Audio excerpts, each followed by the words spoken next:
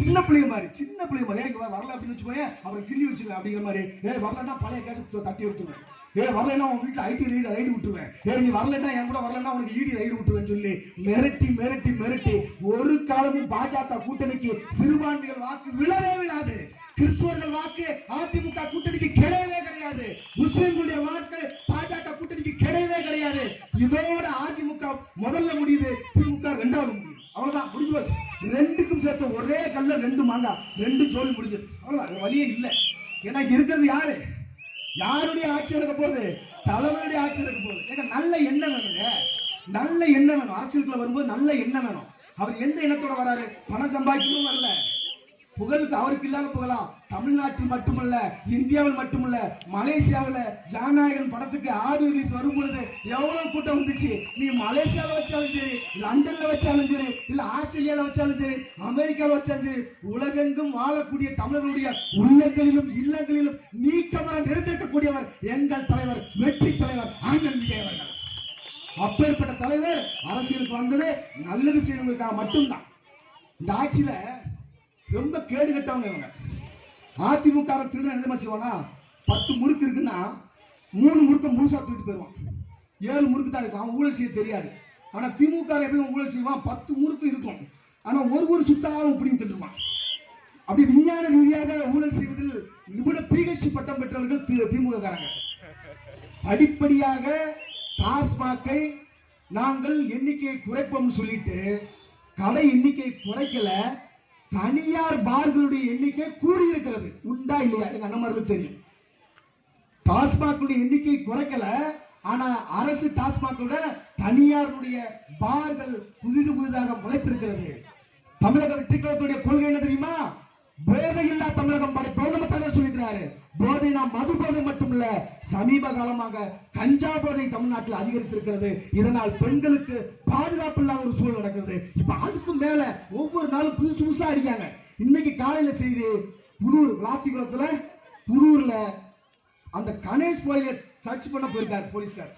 அந்த பெட்டி கடையில கணேஷ் கோயில் இருக்கு தகவல் கிடைச்சோன்ன போய் கணேஷ் கோயிலுக்கு தான் எடுக்க பார்த்துருக்காரு. உள்ள பார்த்தா கட்டுக்கட்டா கள்ள நோட்டு இருக்கு.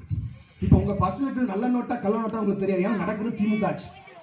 இவங்க தான் கஞ்சா சப்ளை பண்றாங்க, இவங்க தான் கள்ள நோட்டு சப்ளை பண்றாங்க, இவங்க தான் அருவா சப்ளை பண்றாங்க. தினமும் பேப்பரை எடுத்து பார்த்தீங்கன்னா வெட்டு குத்து கொலை. கிட்டத்தட்ட கடந்த 4.5 ஆண்டு காலத்துல காவல்துறையில் விசாரணைக்காக சென்றவர்கள் 31 பேர் செத்திருக்கிறார்கள் தமிழ்நாட்டில். சட்டம் ஒழுங்குற லட்சணத்தை பாருங்க.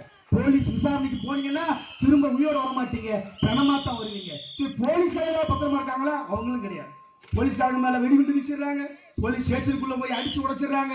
காவல் நிலையங்களுக்கும் பாதுகாப்பு இல்ல, காவலர்களுக்கும் பாதுகாப்பு இல்ல, காவல்துறையினால் பொதுமக்களுக்கும் பாதுகாப்பு இல்லைன்னா என்னையா நீங்க ஆட்சி நடத்துறீங்க? இவங்களுக்கு தெரிஞ்சதெல்லாம் கமிஷன், கலெக்ஷன், கரப்ஷன், இது மட்டும்தான் தெரியும். வாங்கு உள்ள போடு, வாங்கு உள்ள போடு. முன்னாடி என்ன செய்வாங்க, இப்ப புதுசா இன்னொரு டெக்னிக்.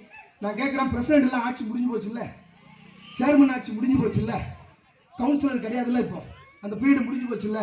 ஆனா வேலை நடக்க எப்படி நடக்கு? இன்னைக்கு பிடிஓ அந்த ஒன்றிய அலுவலகத்துல திமுக ஒன்றிய செயலர் உட்கார்ந்துகிட்டு திமுக காரங்களுக்காக வேலையை ஒதுக்கிட்டு இருக்காங்க. 10,000 ரூபாய்க்கு உள்ள வேலையை 15,000 ரூபாய்னு பில்லு காமிக்கிறாங்க. அரசாங்க பணத்தை பாப்பா சொன்னிச்சு, எடப்பாடியார் ஆட்சியை முடித்து விட்டு போகும்போது 2021 4.5 லட்சம் கோடி கடனை விட்டு போயிருக்காங்கன்னா இவங்க அதை விட அதிகமாக எக்ஸ்ட்ரா ஒரு 5 லட்சம் கோடியை சேர்த்து இன்னைக்கு 10 லட்சம் கோடி கடனை தமிழ்நாட்டில் உருவாக்கிருக்காங்கன்னு சொன்னா இந்த ஆட்சி வேணுமா? நிர்வாக திறனற்ற ஆட்சி. ஆட்சியாளருக்கு தெரியாது. 1000 ரூபாய் கொடுத்தாங்க, ரைட்டு கொடு, எங்க இருந்து கொடுப்பேன்? இப்ப கேள்வி அதுதான். 1000 ரூபாய் கொடுத்தேன்னு சொல்றீங்கல்ல, அதுவே பாதி பேர் கொடுக்கல. சரி, எப்படி கொடுப்பேன்? எதை வச்சு கொடுப்பேன்? ஒரே ஒரு நல்ல மனுஷன் இருந்தார் அந்த கட்சியில, சொல்லுங்க இப்ப யாராவது. திமுகவுல ஒரே ஒரு நல்ல மனுஷன் இருந்தார், நிதியமைச்சரா இருந்தார், பிடிஆர் பழனிவேல் தியாகராஜன் ஒரு ஆளு. அவர் சொன்னாரு, ஐயா தொடச்சு வச்சுட்டீங்க, கஜானாவில் ஒண்ணும் இல்ல, எந்த அப்பாயின்மெண்ட்டும் போட முடியாது, எந்த ஸ்கீமும் அறிவிக்க முடியாதுன்னு வெளிப்படையா வெள்ளை அறிக்கை கொடுத்துட்டாரு. உடனே அவர் கம்மியான துறைக்கு போட்டாங்க. அரசு ஊழியர்கள் போராடுகிறார்கள்.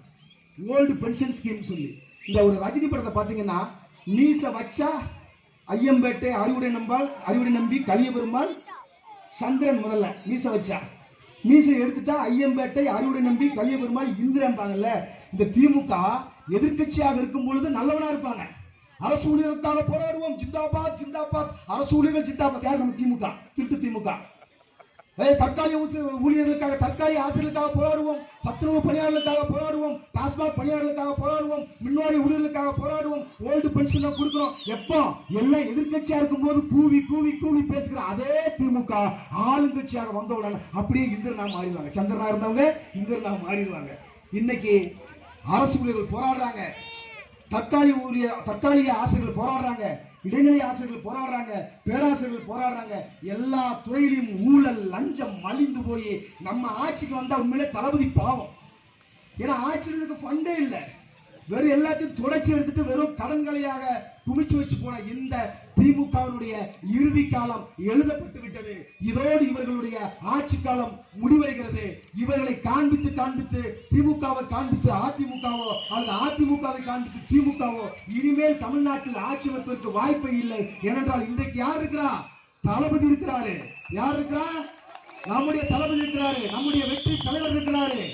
அந்த வெற்றி தலைவருக்கு தேர்தல் ஆணையம் என்ன சின்னம் கொடுத்திருக்கிறது? விசில் சின்னம் கொடுத்திருக்கிறது. நீங்க எத்தனை சின்னத்தை புதுசு புதுசா கொடுத்தாலும் இவரை கொண்டு போய் சேர்க்கறதுக்கு ஒரு நிமிஷம் தான் எங்களுக்கு. அந்த தேர்தல் ஆணையத்திலிருந்து விசில் சின்னம் சொன்ன உடனே எங்க அக்கா கையில விசில் வந்துருச்சு. ஊரெங்கும் விசில், தமிழ்நாடு முழுவதும் விசில். சின்ன பிள்ளையில இருந்து பாட்டிமார் வரைக்கும் தாத்தா வரைக்கும் விசில் சின்னம். நமது சின்னம், உங்கள் சின்னம், வெற்றியின் சின்னம், நம்முடைய வெற்றி தலைவருடைய சின்னம். விசிலுக்கு வாக்களியுங்கள். கடைசி வாய்ப்பு. மக்களை மறந்து விடாதீர்கள், மறந்து விழுந்து விடாதீர்கள். எம்ஜிஆருக்கு பிறகு ஒரு நல்ல மனுஷன் வந்தாரு. யாரு? கேப்டன் விஜயகாந்த். ஒரு நல்ல மனுஷன் வந்தாரு, அன்புள்ள கொண்டவரு. வந்தவங்களுக்கு பசியாத்தி சோறு போட்டு வயிறு நிறைய வச்சு மனம் குளிர வச்சு அனுப்புன ஒரு உத்தமர் இருந்தாரு. அவரை தவறு விட்டுட்டோம். அவருக்கு வாய்ப்பு கொடுக்கல, அவருக்கு அதிகாரத்தை கொடுக்கல. அவர் கூட சேர்ந்தவங்க அவரை மாதிரி கிடையாது. ஆனா அவரை விட சிறப்பாக அவருடைய தம்பி இருக்கிறார், நம்முடைய வெற்றி தலைவர் விஜய் இருக்கிறார். இவரை நீங்க தவற விட்டாதீங்க. வெற்றி தலைவர் அண்ணன் விஜய் அவர்களை நீங்க தவற விட்டுட்டீங்கன்னா இன்னும் ஒரு நூற்றாண்டு காலத்துக்கு தலைவர் கிடைக்க மாட்டாரு. காலம் பிரசவித்த ஒரு தலைவர் எங்களுடைய தலைவர், நம்முடைய தலைவர். இந்த தமிழ்நாட்டுடைய முதலமைச்சராக காலம் தீர்மானித்திருக்கிறது, மக்கள் தீர்மானித்து விட்டார்கள். நாளைக்கே நீங்க எலெக்ஷன் வச்சாலும் பெருவாரியான வாக்கு வித்தியாசத்தில் தமிழ்நாடு முழுவதும் 234 சட்டமன்ற தொகுதிகளிலும் தடுத்து நின்றே நாங்கள் வெற்றி பெறுவோம், வெற்றி பெறுவோம். அதற்கேற்ற படை எங்களிடம் இருக்கிறது, அதற்கேற்ற மக்கள் செல்வாக்கு இருக்கிறது, எங்களிடம் கொள்கை இருக்கிறது, கோட்பாடு இருக்கிறது, கூறிக்கொண்டிருக்கிறது. ஒரு மாபெரும் தலைவர் இருக்கிறார் என்று கூறி இந்த வாய்ப்புக்கு நன்றி விடைபெறுகிறேன். வாழ்க தளபதி, வாழ்க